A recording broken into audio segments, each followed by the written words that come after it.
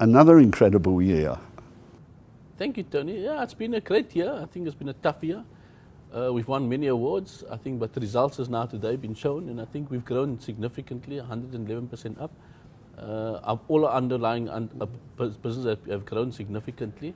Why do you think that they have grown significantly in what is a downward market trend? Because we set the platforms, Tony. A few years ago, we set the platforms, and it's all sustainable platforms. It's not just once-off wonders. And because of that, I think opportunities open itself, and we find the synergies, we sweat the assets, and we believe that we understand what we're doing. But how do you talk about a sustainable investment when you don't know whether it's sustainable initially?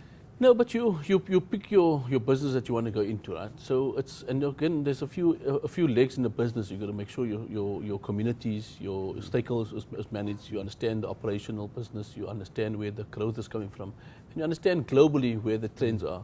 And as long as you focus on that and drive the business and focus on your underlying businesses and assets, I think that's what you need to do in your business. Yes, those global trends are quite interesting factors because the world is sort of upside down compared to what it used to be. You used to be able to budget, which you can't now because of petrol increases and so on. How do you identify that less risk load? You know, we try and find, and again, it all depends again on pricing, right? The lower the pricing, the lower the risk. So you've got to manage it in that way, and you negotiate accordingly. But we understand, as you can see, we've got five arms or 5 legs to our whole group. And if it fits in one of those sectors, that's what we look for.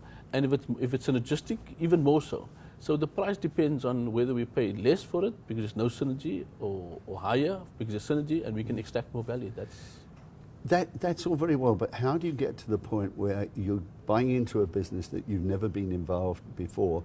There must be a time limit that you say to yourself, this is the time limit I'm going to keep investing in, and then I cut off. Yeah, well, you have to take risk in business, right? So we'll take calculated risk, look at the numbers, look at the business, and then we say to ourselves, is this something we want to try? And we get into it.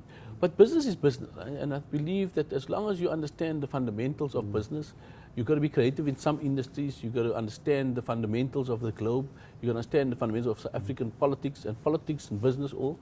And once we understand it, I think the chance of success is higher. However, you've got to assess it on an annual basis and say, look, is this still for me? Is it not for me? And make a hard call. And sometimes what a lot of businesses do, they don't decide they don't make decisions. What we do, we're decisive, you get it right 90% of the time, then you sort it. The 10% you always going to make mistakes. But as long as you find the right balance and you want to grow the business. You have a very diverse investment policy. Different companies, fishery, right through to broadcasting. Yeah.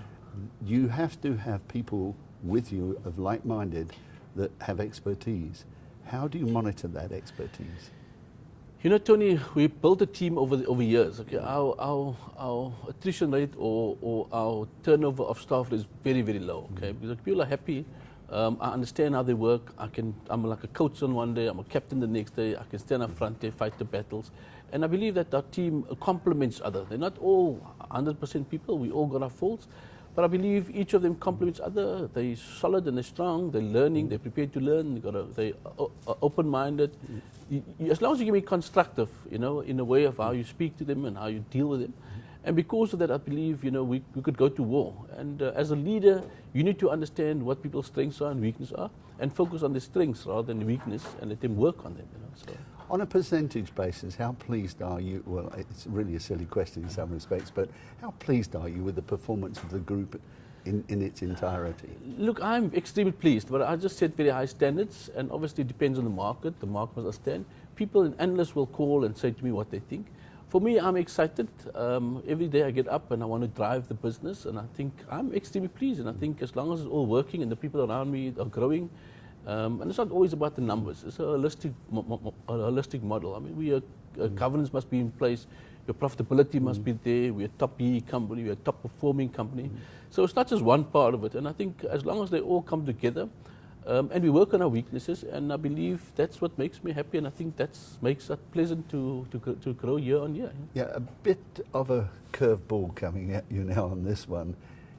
BEE is an important thing in the lives of South Africans at the moment. Some good, some bad. How do you feel BEE can carry on, and until when? You know, we are a young democracy. I mean, our democracy is only, 20 odd years. There's a lot of damage been caused in the old, and it will take time. As you know, there's the new generation coming through. They're only starting to understand where history took them and took their parents. So there's a long healing process still. But I think BE still got a role to play going forward. And also, if you think about the JSE, who owns the JSE? How many black ownership is there on the JSE? There's varying statistics. And I think, having said that, you're not going to be able to transform a company and a country without true financial and economic transformation. Now you've had another record year, and everybody's seeing the way the company is going. How do you see the future now? In a few words, would you say it growing even further? I think, look, as long as you stick to the basics, find the fundamentals in anything, whether it's politics, economics, if the fundamentals are strong, that's what you work on and you build from it. We see growth for our group, significant growth still coming, and I think, we haven't reached the sky yet. And I think with the team around me, and I think the team that's around, they're excited, they're energetic, they want to drive, they want to grow, and I think it's going to be a wonderful few years coming ahead still. Well, for the many years you and I have known each other, the word team comes up all the time. And I think we both understand that one. So it's good to keep the team together, young and old, for as long as you can. Absolutely. Tony, as I said, I've played sport at various levels, and I apply those rules on a daily basis, and I can see how it's worked.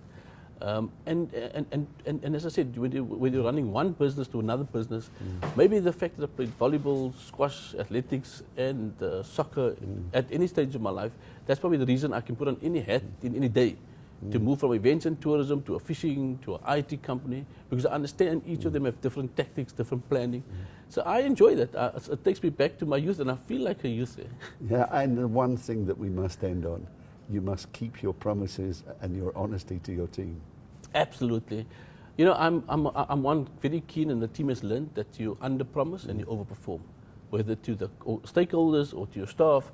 And I think that's what makes it's a matter of trust and respect. Trust and respect in business goes a long way, upwards and downwards. And I think that's quite key. Never forget the wife.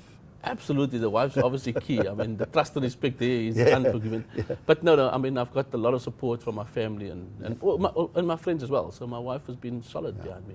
Well, congratulations once again, and I look forward to being interviewing you next year, hearing even better news. Thank you, Tony. Thank you very much for your time and effort as well. Thank you. Good, man. Thanks.